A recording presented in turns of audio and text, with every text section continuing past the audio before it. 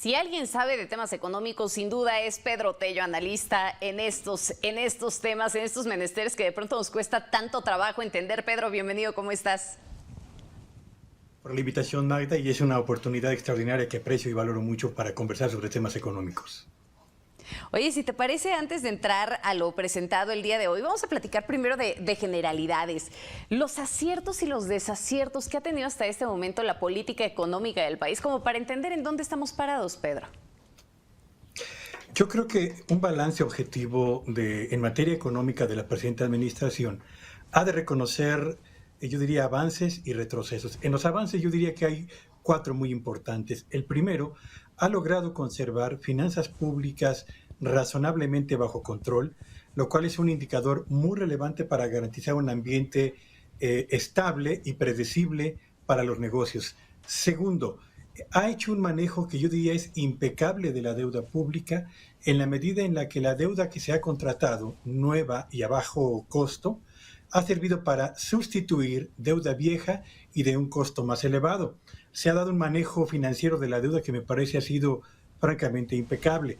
Un tercer factor que vale la pena reconocer a la presente administración tiene que ver precisamente con el hecho de no haber caído en la tentación de algunos legisladores de crear por decreto autoridad para que el gobierno decidiera qué manejo le iba a dar, uno, a las reservas internacionales del Banco de México y dos, a buena parte de los fondos que provienen del exterior, fundamentalmente las remesas. Y la cuarta y última cuestión que vale la pena reconocer a la presente administración, me parece que es la política salarial, que particularmente en lo que a los incrementos al salario mínimo se refiere, ha sido mucho más activa que por lo menos los últimos 6 o 7 sexenios. Así que esas son, yo diría, que las cuestiones que vale la pena reconocer a la presente administración.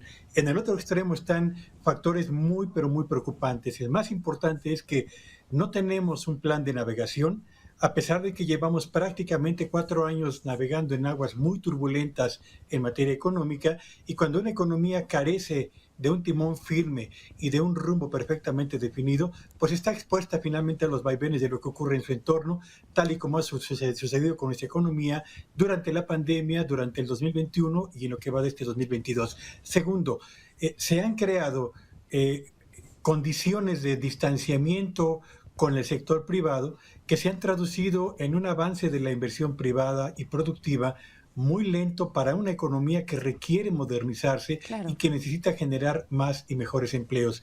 Y por último, la tercera cuestión que me parece que es muy preocupante tiene que ver con el hecho de que, no obstante los problemas que todos reconocemos existen, con el aumento en el número de pobres, con el descenso en las personas que forman parte de la clase media, a pesar de eso y a pesar, digamos, de este comportamiento tan poco estimulante de la actividad económica, no existe en el radar del gobierno federal todavía la intención de convocar a los sectores productivos, hablo de trabajadores y de empresarios, para definir conjuntamente un programa efectivo de reactivación económica para el corto plazo y de crecimiento de la economía mexicana con miras de mediano y largo plazo. Así que en el balance de avances y retrocesos, yo Claro. creo que Ujú. predominan desafortunadamente los retrocesos.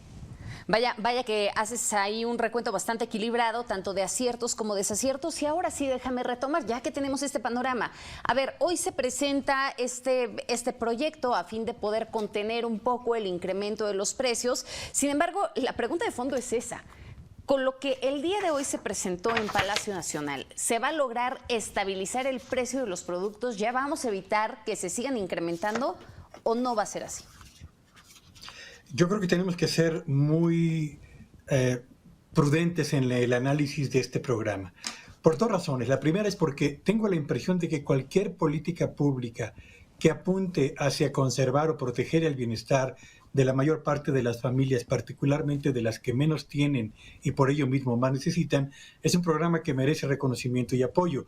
Pero por otro lado, cuando uno revisa el contenido de este programa, pues uno se da cuenta de que el alcance del mismo es francamente muy limitado. Solamente incluye 24 productos, la mayoría de los cuales no dependen en sentido estricto de un acuerdo con el sector privado para fijar sus precios en lo que resta de este año, tal y como lo pretende el gobierno federal, sino que están enganchados a dos factores que están fuera de nuestro control. El primero de ellos es, en el caso de los productos industrializados, dependen de materias primas y de insumos que no se producen en México en cantidades suficientes y que debemos traer del exterior. Y en consecuencia, los precios de esas materias primas y de esos insumos no los determinamos aquí y tenemos que pagar sí o sí el precio que fijen en el exterior sus oferentes. Y estas materias primas e insumos terminan por acrecentar los costos de producción de las empresas fabricantes en México hasta obligarlas inevitablemente a trasladar parte de ese incremento en sus costos a los precios finales que terminamos por pagar usted y yo al momento de comprar esos productos. Y el segundo factor que me parece importante, no podemos ni debemos olvidar, es que la mayor parte de esos 24 productos son artículos que proceden del sector agropecuario. Y no podemos pretender que de la noche a la mañana se vaya a acrecentar su producción. Dependemos de ciclos de cultivo, como lo comentaba Juan María Naveja, que toman tiempo para realizarse y consecuentemente no será sino hasta dentro de unos meses cuando eventualmente podríamos tener, si las condiciones del clima lo permiten, una oferta de alimentos más razonable para controlar la inflación. Ahora, Pedro, a ver, ¿quién va a vigilar que verdaderamente estos costos se estén respetando? ¿Va a ser Profeco? ¿Va a haber alguna otra instancia que esté verificando en los distintos establecimientos que no se vayan a pasar con el costo?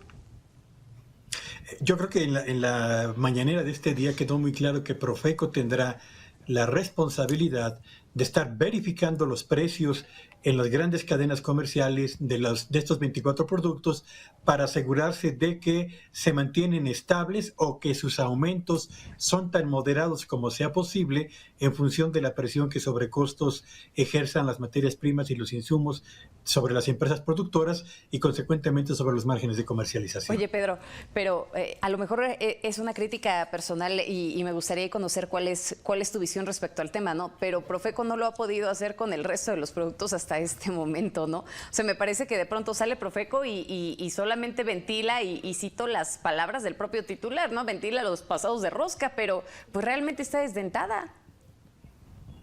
Yo tengo la impresión de que en este programa en especial, cuando yo hablaba de que los alcances del mismo eran muy limitados, incluye también esta parte, la de la verificación de los precios para el cumplimiento de los compromisos asumidos por industriales y por comerciantes.